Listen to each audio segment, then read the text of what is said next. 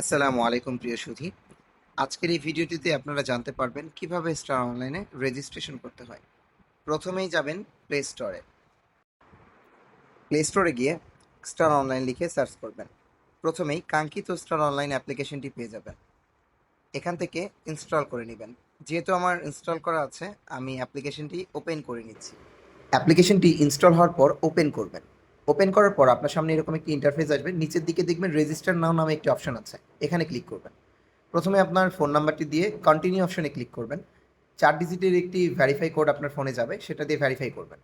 প্রথমে আপনার নাম এবং পাসওয়ার্ড পুনরায় ওই একই পাসওয়ার্ড দিয়ে, এবং আপনি যার মাধ্যমে স্টার অনলাইনে রেজিস্ট্রেশন করতে যাচ্ছেন সেখানে তার স্টার আইডি ব্যবহার করবেন।